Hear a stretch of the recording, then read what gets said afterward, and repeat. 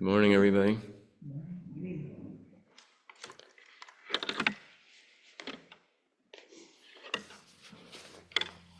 Let's do a little experiment. First, let's try unamplified, if I manage to keep my voice up. So maybe you can hear, maybe you can't. Mostly sounds like you can. And let's experiment and see if this helps more than it interferes, you know. And we did arrange to have the heat not kick on. It's kind of a triple whammy with Ken there, right? The heat's raging. This thing wasn't quite working right. Turned out to be my fault. Didn't set it up right. So now we have, I always want to say the voice of God, but then I'm worried I'm going to insult a Christian somewhere. Then we have like this, speaking with this extra boost. Yeah, overall better, you think? Okay. Figured we'd find out for real, you know. We do run on autopilot sometimes and just assume. Now we know that helps. You guys hear okay on Zoom? Cool. Okay, good.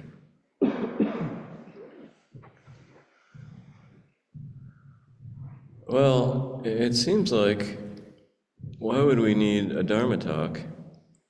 Because there are so many teachings built into our daily routine.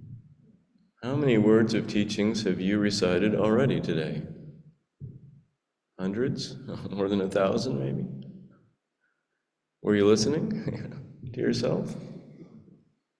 You made various vows and you just described so eloquently how to sit zazen, so I'm sure you're following your own advice very carefully. You've reaffirmed to yourself and all of us that everything is empty. So all our problems just poof away, right? Because they're empty. So I'll just sit quietly and let us digest the day, you know. No, I can't resist saying more stuff. But isn't that interesting about the design of this, right? There's a tremendous amount of teachings built in. Not in a way we can necessarily exercise our usual kind of westernized, figure this out and make an action plan intellect, right? Because then it kind of flies by and then the next thing's being chanted. But maybe it gets into us, you know? We say enough times, I am Buddha, you know? In enough different ways, over and over and over again. Maybe eventually we wake up one day and say, why was I so upset about being a person and all the other people? You know, it's like we're all Buddhas. You know?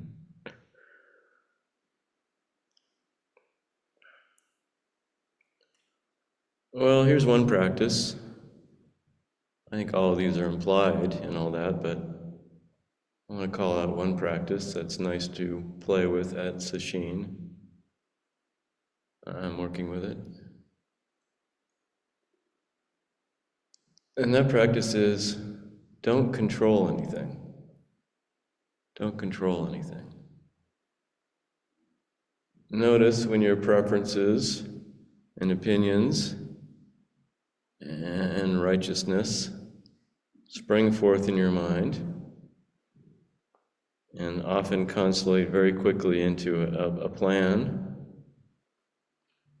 for how to write that note in a brilliant way so that they will all straighten out, you know. Or influence your neighbor in Oryoki and how they are supposed to be doing it. And see if you can notice that and let it go. Even if it's something you think, oh, this is just in my own private Idaho, you know, in here. That's pretty clear in Buddhist ethics, and I think it's really wise. Actions of body, speech, and mind have karmic power, you know. What we think matters.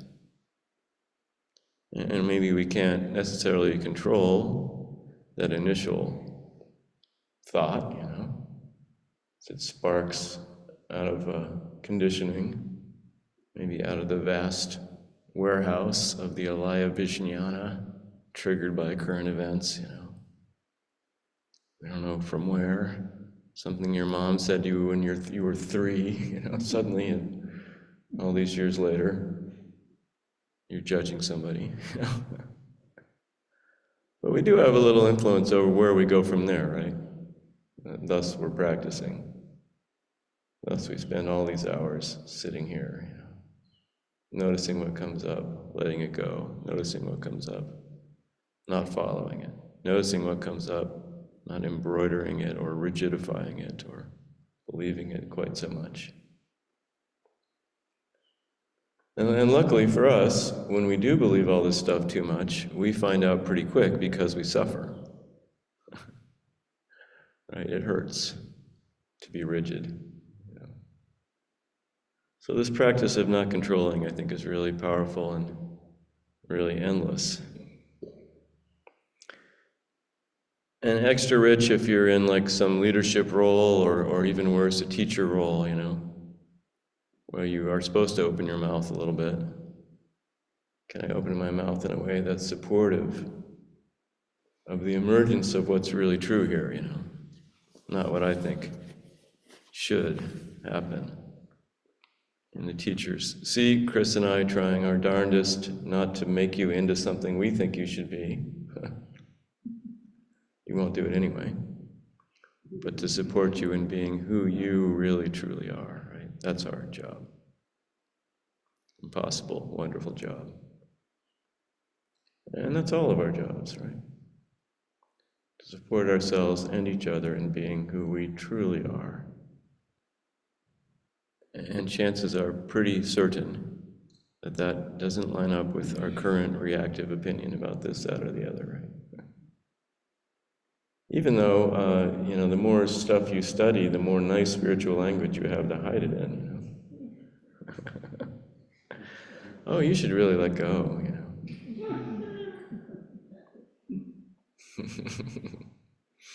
And of course, even more important, to the person to whom we are speaking the most, right? This one. Can we release from controlling our own selves? So Zazen is not an attempt at mind control. But it gets subtle and tricky, of course, everything does.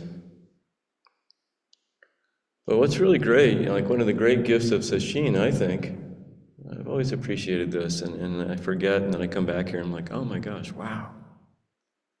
Is we have co-created a situation in which this is obviously safe, If you tried not one little whit to control a darn thing, you would eat, You would have a place to sleep, you would have stuff to do all day, You don't have to make any choices. It pretty much boils down to take a walk or lie down a couple times a day, right? So I'd really invite you, and I'll keep working on it. I feel like this is a lifetime project for all of us to release from control. Doesn't mean we don't make wise choices and your intellect can argue about any practice, right? But that edge, right? That toxic, manipulative, egoistic edge, we know this edge. We know how sharp it is, and we know how much harm it causes. And thank goodness we can be aware of it and start to shift it, What a blessing, especially during Sesshin. And our dear Dharma friends doing Sesshin from home right now, Kim and Joan and Chris, have the even more interesting challenge of doing that surrounded by all the home stuff. Release from control. When we first were ever doing like retreats online, out of necessity, no one would have imagined such a thing before the pandemic. I kind of figured, this will just be like the good enough, less than version of a real retreat, real Sesshin. But now I've realized, having done several of them, teaching and participating, that actually it's just a different and very rich and important opportunity in itself. To live at home, surrounded by your stuff and your family or whoever else, Walking through your not quite clean enough bathroom or whatever, Can you do that as somebody deeply practicing? And what does that look like,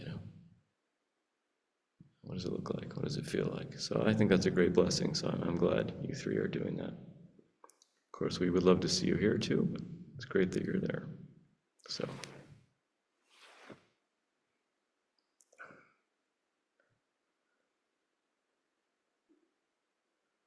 Well, the other thing that happens to me regularly, and I hope it's worth me sharing, at Sesshin, is sooner or later I have a moment of like, oh my goodness, how did all this happen? You know what I mean? It always feels healthy to me. It feels lightening, you know. So here's this year's, or this time's version, at least what came to me when I was writing this. Just how unlikely this all is, you know? And of course, I think in the first person like you do, so I thought, how unlikely that a middle-class suburban American kid with almost no background in religion or spirituality, besides what he had discovered smoking dope and going to the woods, how is it that that teenager felt so attracted, you know, so interested in the feeling in a Japanese-style Zendo? Like, why was that, you know? And how unlikely was it that there even was a Japanese-style Zendo in the town next door to where he was living his teenage years? And there was even another one in the town where he went to college. Yeah, what? Yeah. I didn't pick where to go to college because I hear there's a Zen center there. I'll go to that college now. Just there was one. Didn't know about such things. And how unlikely it was there was also a residential Zen training temple just a couple of hours drive away. You know, this is very unlikely.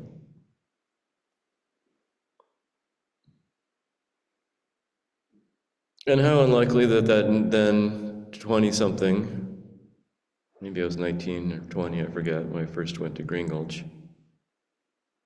How unlikely that that young man felt this connection and affinity. This kind of funny Jewish poet from Pennsylvania, who had also had a similar bunch of unlikely circumstances 20 years before in Berkeley. How unlikely is that?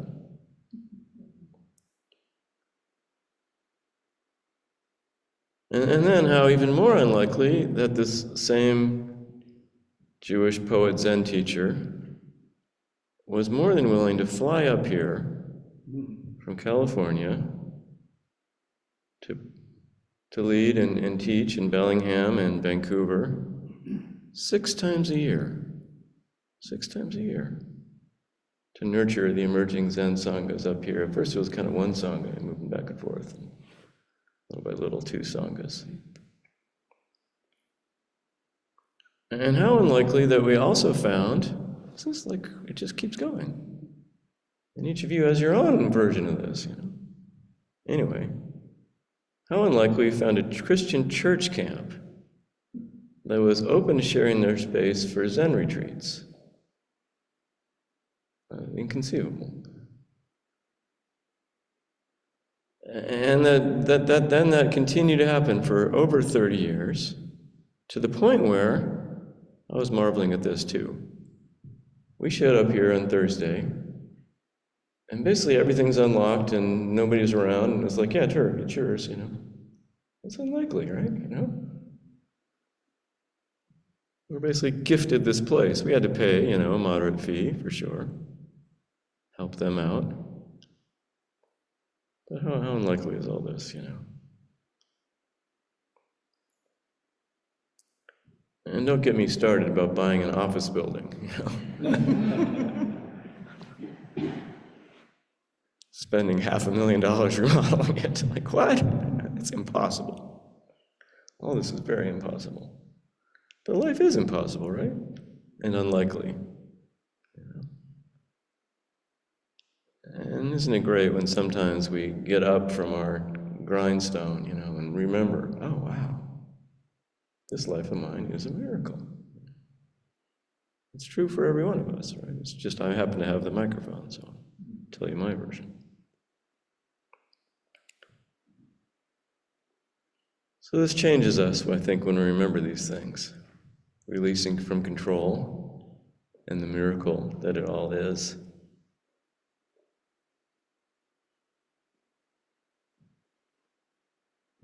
And I think the natural thing that comes up is gratitude. Isn't that true? So a few specific gratitudes for this particular emergence of this wondrousness together. Gratitude for Tahana for taking on the Tenzo role, bringing that forward another beautiful notch. Of course, our dear Bob Rose, I've roasted him in Dharma talks before for getting us on that path in the first place. Yeah, wonderful. And we get to do the practice of cooking and eating and giving and receiving. Oryoki is the most powerful, beautiful, complicated practice, right? What a blessing. Gratitude to David Clark for taking on pretty much all the logistics with such aplomb and determination. I said, hey, how about you want to be retreat manager? And without really knowing what that was, he said, okay. Did it. Is doing it. Gratitude to Mari, taking her Eno practice ever forward, ever more gracefully and beautifully, leading us and supporting us. In the heart, like this is the heartbeat of the Sesshin, right here. You can feel it.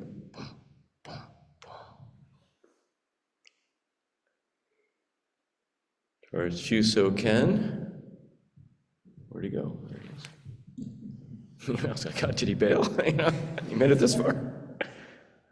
We're taking up the first seat. That's what Shuso means. During our fall practice period. And bringing up this really important question, which is all of our question, I think. How do we practice seriously in the lives we have? Practicing with serious and integrity as lay people. I so appreciated his talk yesterday. I felt bad that it was a little hard to hear at the beginning, but so just in case you couldn't hear it, I'll tell you what he said. He gave us the entire history of Buddhism in about 5 minutes. It's amazing. Sorry you missed it. It's in the recording, though. Incredible. Like, what ambition, But he already shared with us what an ambition type he is. It's just turning it towards the Dharma. It's good. Thank you to Shudo Chris, my partner in crime. More and more appreciating how different we are. I think that's a great strength for Red Cedar. We basically agree on the basic deal, but we're really wonderfully different, I think, which is good.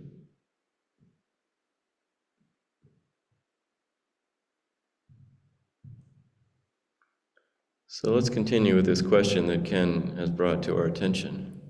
It's a great question. How do we actualize, how do we live a committed life of practice without being full-time monastics in the monastery, without that incredible structure and support? Doing it in these lives that we have.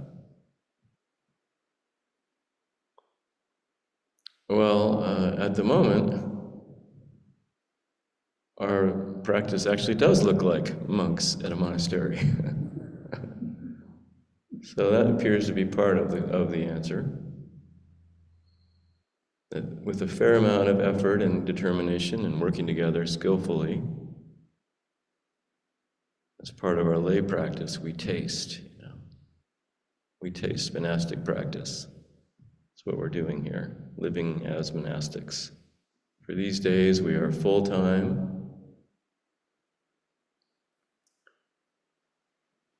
We are fully practicing, fully letting go.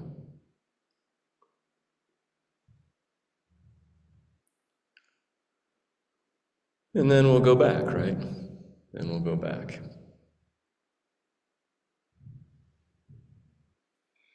So in a way, maybe this is challenging for sure. Sesshin is no picnic, But we can also appreciate the support and the simplicity of it. And full-time monastics in the original Buddhist lineages do have this for life, it's built in. It's oddly more complex with the Japanese lineages for all kinds of reasons. That Chris and I both took our version of monastic vows, but aren't actually living as monastics except for temporary periods.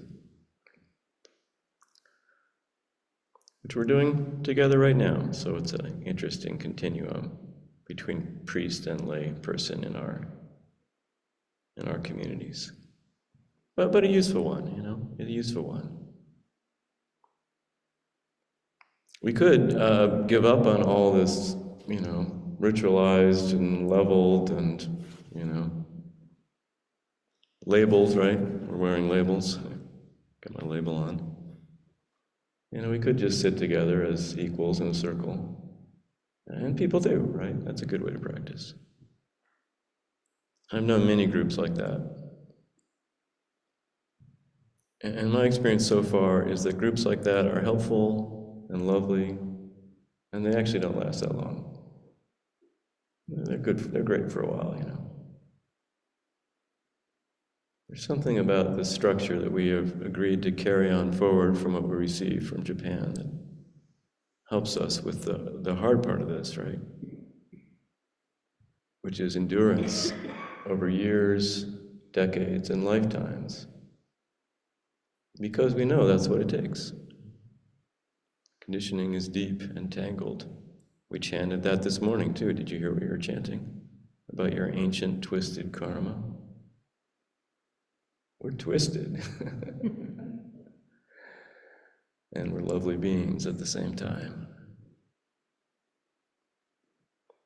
So I'm glad we have this structure the way it is. It is great to hang out with OG monastics. If you have a chance, really do that. They give up all kinds of stuff for a really limited and circumscribed life where they're completely dependent on lay people. Here it's the Tibetans to some extent, but especially the Southeast Asian Buddhists who really kept this alive, bless them. Where you give up everything. Your property, your money, your name. You can't handle food. Really limited who you can hang out with, The only way you eat is if somebody kindly puts some food in your bowl and you carry around this big bowl all the time, so you're ready, It's like this big. And this creates an incredible amount of time for practice, which we're doing in a temporary way right now. So that's great, we honor that.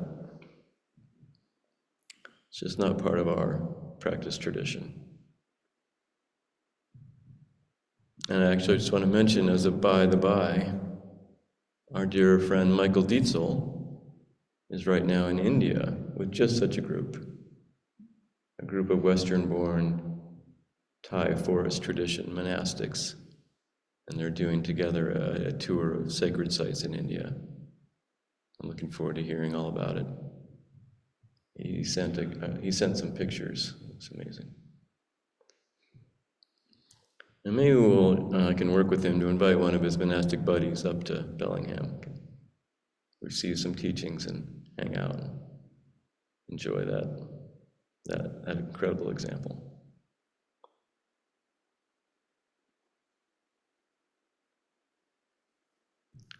But for us, there's this huge continuum, and it's really up to us. How do I live this life of practice? What does it look like for me? What makes sense? Ordaining does generally mean you're making a lifetime commitment to keeping practice foremost, but even there's a huge difference. I spent about a year in residence in different chunks, all of it now, many decades ago now. But Chris and I have a Zen buddy named Kokyo Henkel, who I mention regularly because I appreciate him so much. He lived at Tassajara Zen Monastery for 17 years. And then once he got out, he pretty much has ever since lived as a monastic, dependent on sanghas and donations. And he just sent out a note to his friends and supporters saying, I'm going offline for 30 days to do a solo Sesshin. And then he had a little link, a little essay he wrote about what that is. I'm like, wow, okay, I want to know about that. And it's what it says. And he's done this multiple times, I discovered. Do you know about this practice of Kokyo? It's unbelievable. Where for 30 days straight, he does the schedule we're doing here. It looks pretty similar to what we're doing here, maybe a little earlier wake up. On his own, 30 days straight. So, just another expression. It was helpful to me to kind of process that, like, wow, am I taking this thing seriously, And I probably could be a little more serious. I could sit a little more, and I intend to. And I think I'd kind of picked my level when things were max busy for me. Multiple jobs, raising a kid, and settled there. So maybe it's periodically for all of us to take a fresh look.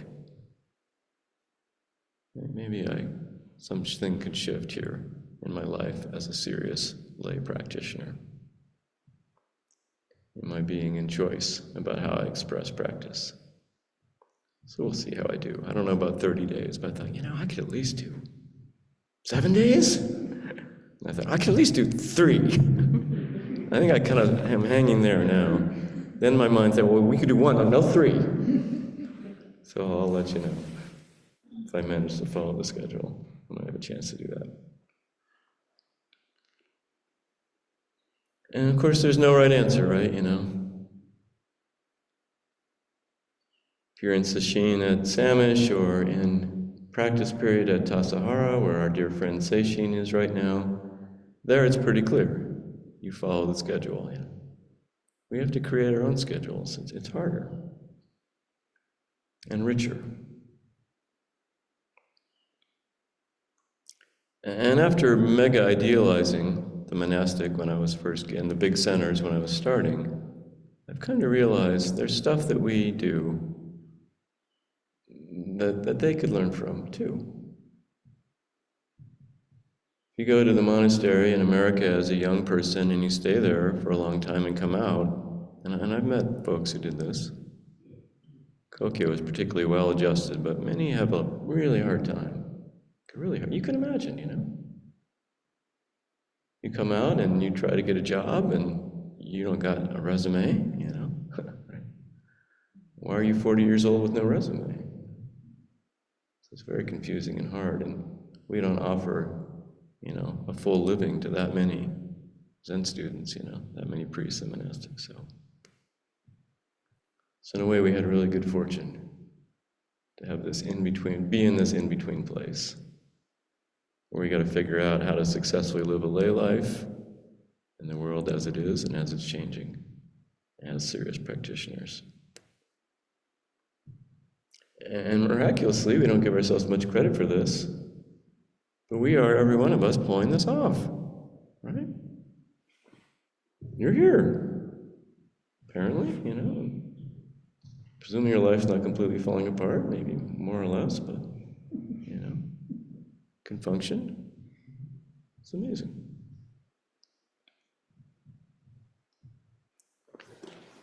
So this question of layperson versus priest or monk gets really interesting if we look carefully at the ceremony we're going to do tomorrow. 7 of us, 7 of our dear friends here, 7, are going to take vows tomorrow morning. We've been calling what we're about to do jukai, Japanese, in the old pronunciation for receive precepts. We've been calling it jukai, receiving the precepts, which is true. But actually, it's a combination of receiving the precepts in the first half of the ceremony or no, the second half of the ceremony. Sorry, second half. And the other half of the ceremony, this whole other thing happens. Each person receives a Dharma name and new clothing, the raksu, which represents monastic robes. That's what it represents. And most importantly, receives documentation. Zen, starting in China, had a kind of a legalistic bent to it. So everything needs to be properly documented. Maybe you know the word koan actually is a legal term. It means like a public case or a precedent. Someone should tell the Supreme Court about this. So these 7 will receive documents showing that they are now officially part of the lineage going back to Buddha. And that's a kind of a big deal in Buddhism. So that half of the ceremony actually has a different Japanese name that we don't use as much, which is Zaikei Tokudo.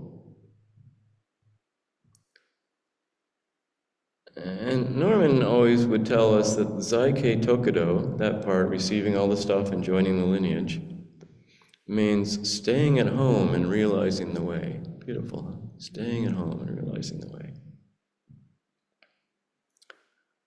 So I finally found the underlying kanji, the Chinese characters, and looked it up. And it's very apropos of Ken's class. Zaikei is literally the word for layperson. Zai is a place, and Kei means home. So the one whose place is home is a layperson, is the Zaikei.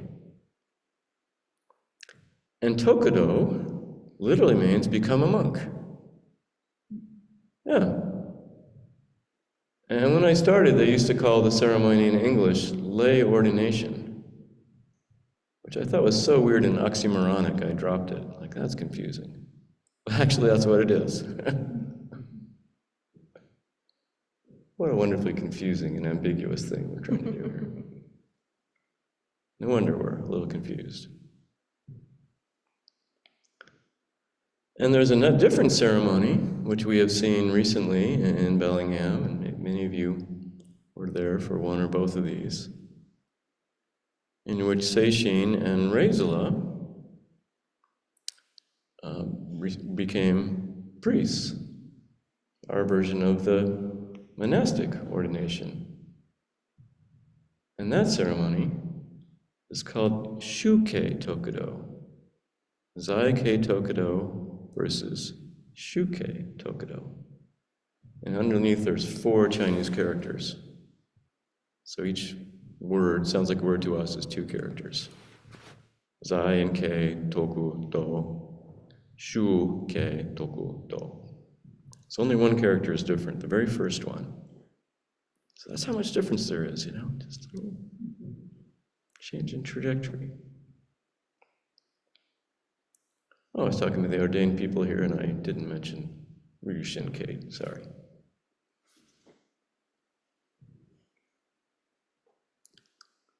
One of our most deeply devoted priests. Anyway, the shu means leave. It's the ordinary word for leave, character for leave. So these are the people who leave home and become monks.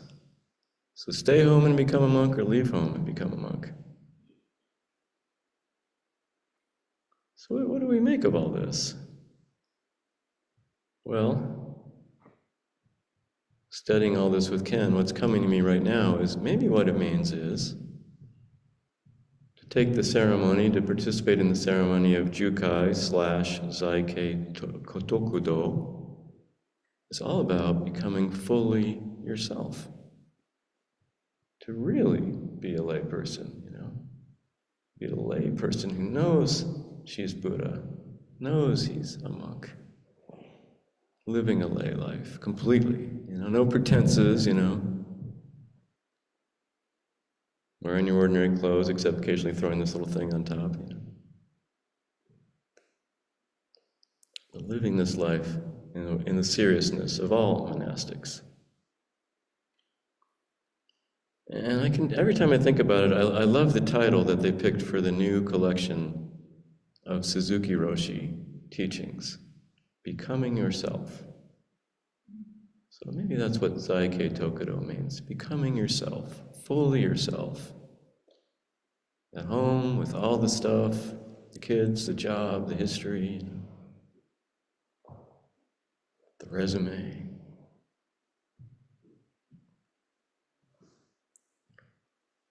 And of course, you don't have to do special ceremonies to become yourself. Otherwise, what about the others, 7 billion people on the planet who don't do this ceremony, And the many honored people in our sanghas who will never choose to do this ceremony, right? You don't have to do special stuff. Maybe the people who have to do it are the kind of, slower people, need more help. That's how I feel about myself, People who are just naturally themselves, don't need to worry about any of this. So we would never think that somebody with the special stuff is like somehow more special. And of course we know they don't think that way either.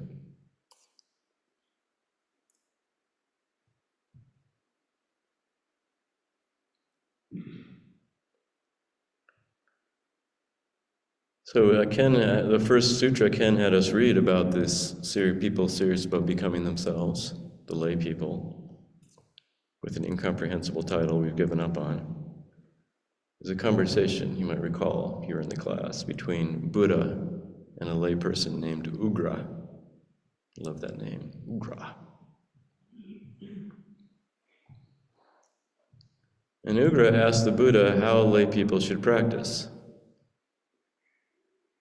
And the Buddha starts very solidly, in quite a few different ways, encouraging the serious lay practitioner to immerse in the three treasures. To take refuge in Buddha, Dharma, and Sangha, to practice continuous mindfulness of that, always remembering Buddha, always remembering Dharma, always remembering Sangha. To reflect on that, to recollect that, to renew those vows on every breath. And I've been thinking, I'm sure many of us have lately, about the great teachings and opportunities of a life in Sangha, and challenges too. But of course you can't have Sangha without Buddha and Dharma. You need all three together. And Buddha Dharma is wonderful and beautiful, but I think our conscious experience of it is kind of fleeting, Our experience of Buddha Dharma, our direct experience that we're able to cognize. Maybe a moment of awe, a powerful teaching that kind of clicks. Next minute, like, what was that again? Maybe a moment of clarity and zazen. Maybe deeply seeing a lovely altar with the candles, maybe the incense, little puff of incense smoke we currently allow ourselves. These are beautiful moments, but they come and they go. But Sangha, being made out of people, is solid. You can't avoid it. It's not fleeting at all, right? People are solid to us. We love them, we're inspired by them, we're alarmed by them, we're confused by them, we're drawn to them, they make us nervous, we forget that we are them. Sometimes we remember, right? Oh, I'm doing it too. Sorry. So how do we practice skillfully with and in Sangha? If that does appear to be a very central part of our committed lay practice. Well, we look back at our ceremony again. And it's this so-called lay ordination with what? Precepts, right? With precepts. So that's why we receive precepts. We would never undertake such a thing as trying to be that committed, that fully living a life of practice without precepts. It wouldn't work out, right? We know this. So in the complex soup of Sangha, and here we don't just think of people in the practice group, right? We think of everybody. We practice precepts. We practice affirming everyone's aliveness. We practice truthfulness, even when it's a little uncomfortable. We practice generosity. We're super careful about our sexuality. We feel our strong emotions and reactions, and we take responsibility for them. We practice non-blaming.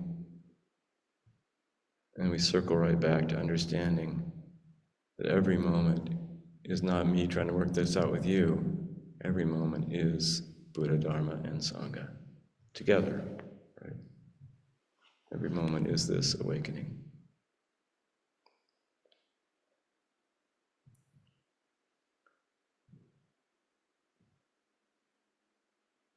So I think that's our project. There's a lot more one could say about it, but it's probably long enough, and the cooks probably need to get back to the kitchen. It is legit, by the way, to get up and leave if you're in the cooks, if you're the Tenzo, and then all the cooks should see you leave and follow you out the door. I used to do that at Green Gulch a long time ago, I remember. Suddenly all the cooks would just get up and leave, and the talk went too long. Very gracefully, like, oh wow, that makes sense.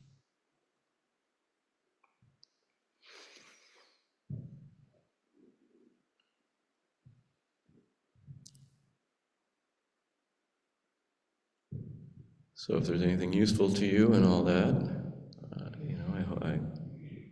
I hope it helps. If there's anything confusing, please forget about it. Because we just continue, right? That's our whole project, our whole process. We just continue.